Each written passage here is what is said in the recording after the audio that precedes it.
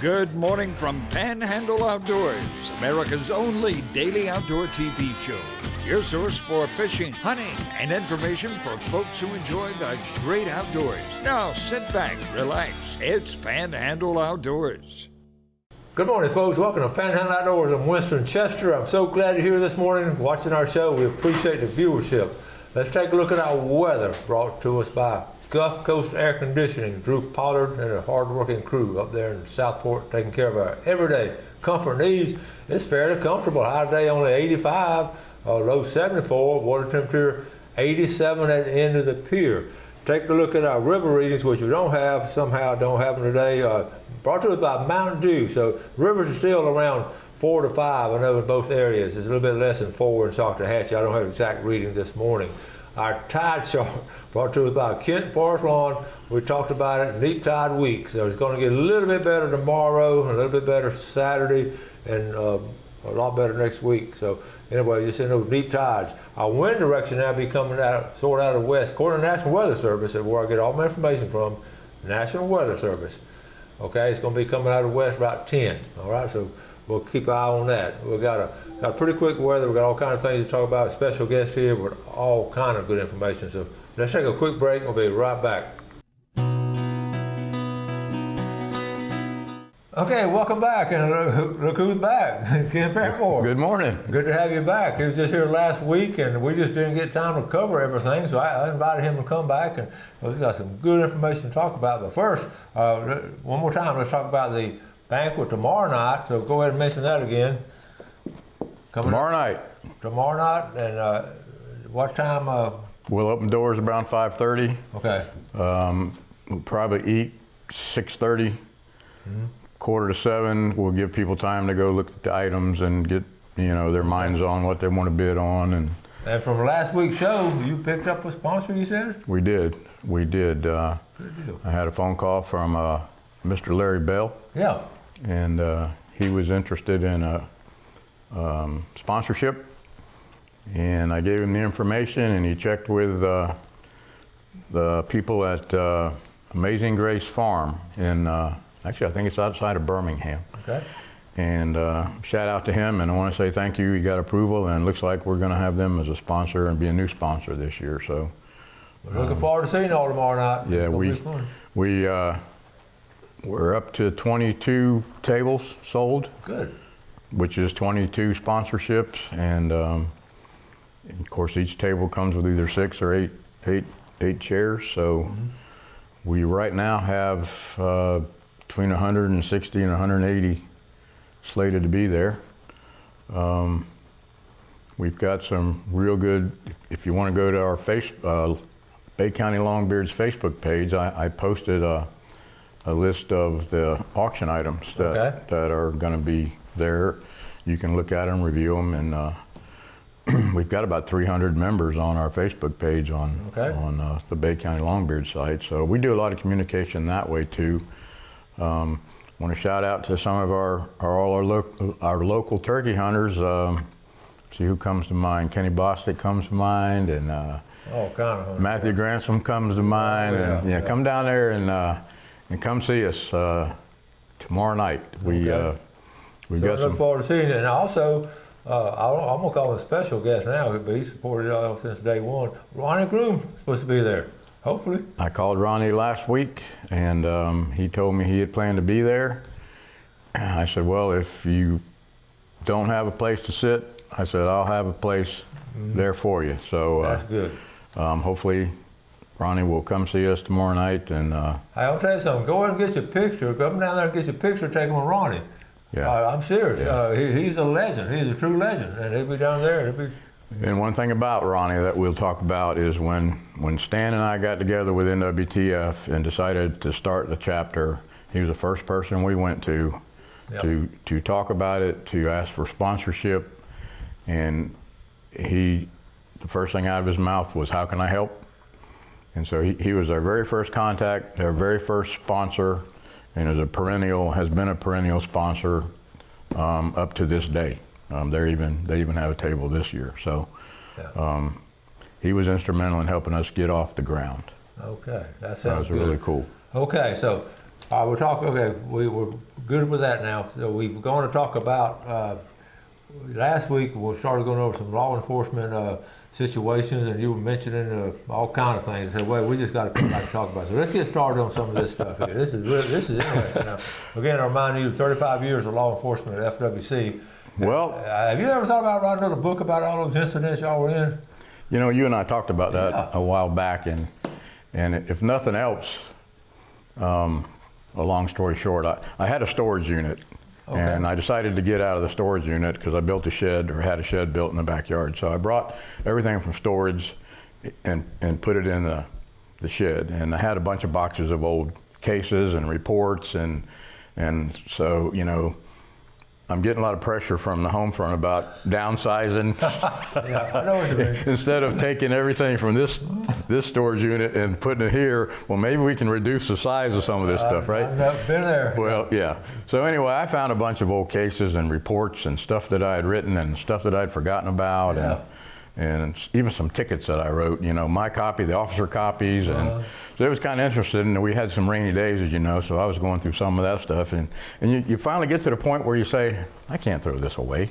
Exactly. I mean, what good is it? Maybe one of my boys will want this stuff down the road, and if they don't, you know, they can throw it. They can throw it away.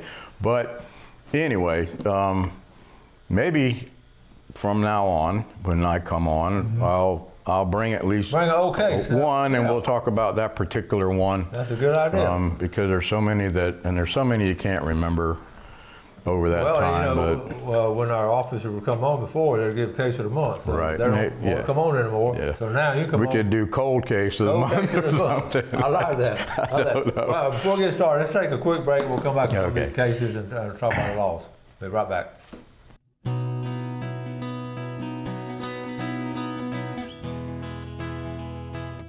Okay, welcome back. Morning. Ken was just showing me this headline. Hold on before me. We don't have it on the screen, but it says Florida Keys couple attacks tourists for snorkeling too close to their dock. That was headline down there. And this happened Sunday. Yeah. This past Sunday, right? Yeah. Well, the Sunday of the opening of lobster season, which would have been the 8th, I think, or 7th or 8th, but. I don't know how I ended up with it, but it tied in directly with the hunter and fishing harassment that we talked about a week ago, because even though these people got arrested for aggravated battery, it still was, you know, if they hadn't have beat the guy up, and I'm going to get into the story in a second, but they hadn't beaten the guy up, it would have just been a case of harassment, misdemeanor. But as it turned out, they beat the guy with a pole and bloodied him up really bad. And of course, it was a man and his wife in Marathon or Key Colony. And the victim, was from St. Petersburg. And it says Florida Keys couple left a man bleeding after they attacked him snorkeling close to their waterfront property that Sunday.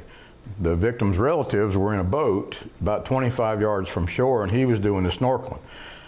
I can only assume he was lobstering, or he could have just been looking at tropical fish. Yeah. You know, but doesn't say he was lobstering, but he was snorkeling around their dock. So this man and his wife armed themselves with a fishing rod and some sort of other pole.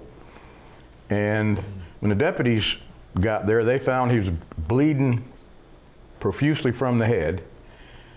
He said they argued with him about his right to snorkel near their dock, and he refused to leave, and then they attacked him.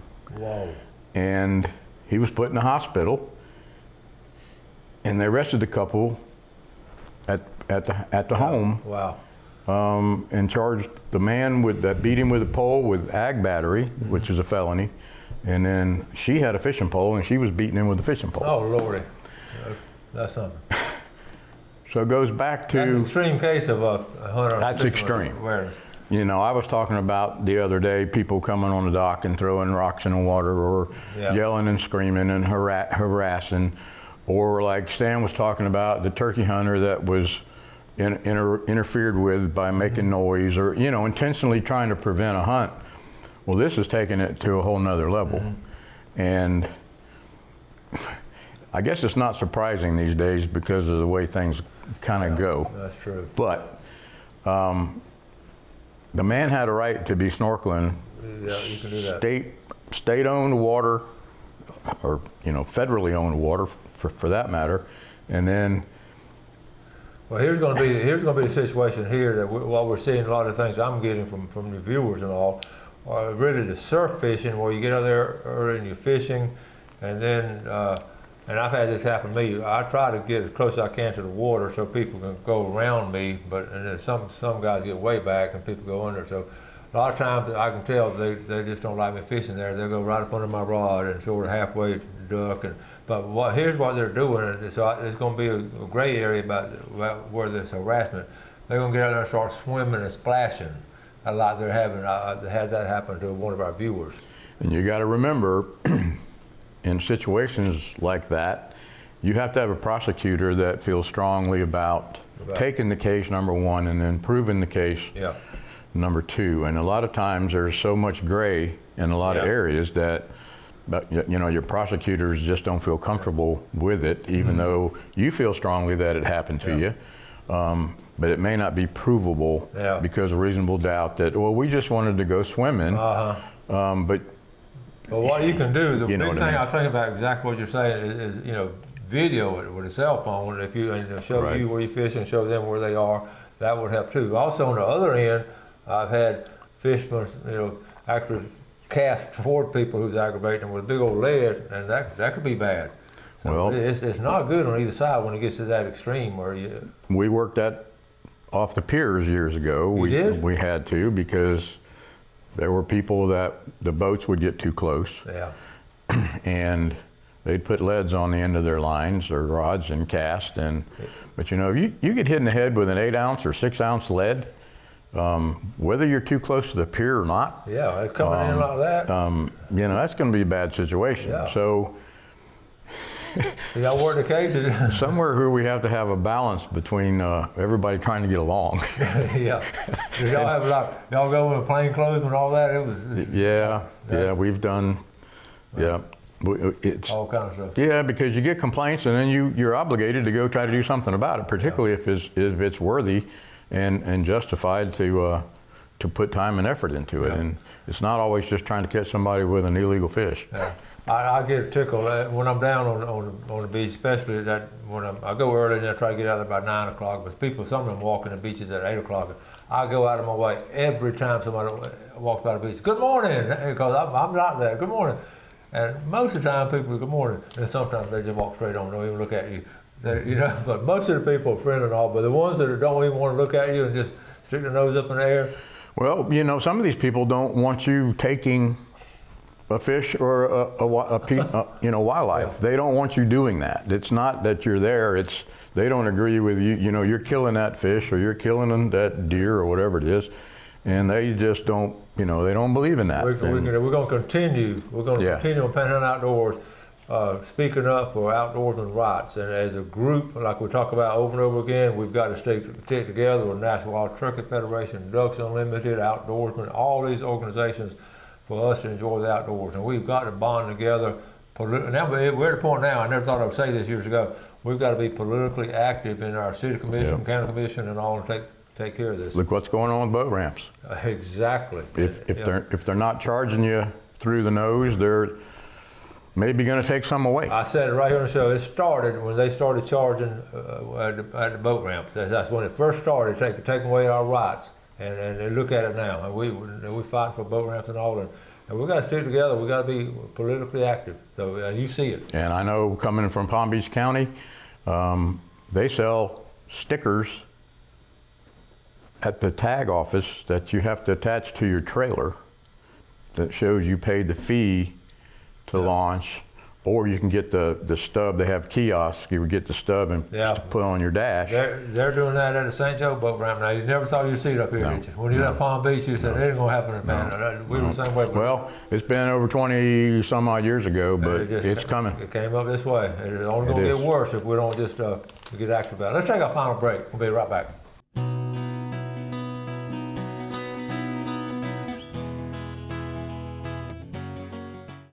All right, welcome back to Panhandle Outdoors, our final segment. We were looking at a fishing game time today brought to us by Blue Water Outriggers in Port St. Joe. We're looking at 455 to 655 right now. This evening, 518 to 718. Okay, let's jump from law enforcement to something a lot more fun. We're talking about bird watching. Ken Paramore, talk about your bird watching. This is cool. I don't know if I should admit it or not, but you know, after being in the field for 35 years and looking at birds every day on patrol, you know, but if you think about it, we all know the basics. You know your blue jays, you know your cardinals, you know some of the shorebirds, you know what a buzzard is and an eagle is, but back up last hunting season, a friend of mine came up hunting with me. And he still worked, or was right before he retired, and he still worked for FWC. And he was telling me about this program that FWC has. It's a bird watching program. And you can either do lifetime, you document from 25 to 400 birds. Wow. And the FWC has this program, it's called Wings Over Florida. Okay. And you can go on their webpage, and you have to go to, I wrote it down. Okay, so we have one like a little certificate right here. That one is for a big year, which I'm doing this year. Okay, a big year. Big year is how many birds you can watch between January 1 and December 31, or how many you can document. Okay. They have, that one is like for if you want a certificate for documenting 50 birds in your life. Okay. And you go through it and document them on this booklet. You can order this booklet from them, or you can do it online. They have this booklet online. Yeah. And you go on My FWC, things to do, and go on down to bird watching or wildlife viewing, and then you can find where this program is, Wings Over Wings Over Florida. Wings Over Florida. Wings Over Florida, yeah. And here's another certificate here, the third one you showed me. So that's another one for big year. A big year. And I don't know which one you'll get, but as you can see, those are frameable type certificates, and they're free.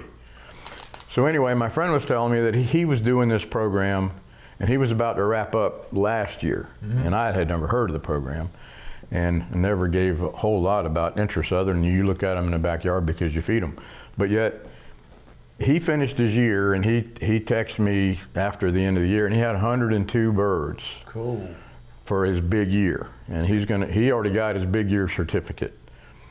So I got to thinking, because this was like in December, January, so I said, well, it tweaked my interest, so I went to the FWC page. I got the checkbook, the checklist, and it tells you all that's eligible. You can't use non-native birds or exotic birds. They have to be native birds. And so I started. I'm at 70 something right now. Very good. And I've got them documented on my phone in my notes, and then I'll transfer them at the end of the year on the 31st and see how many I got total.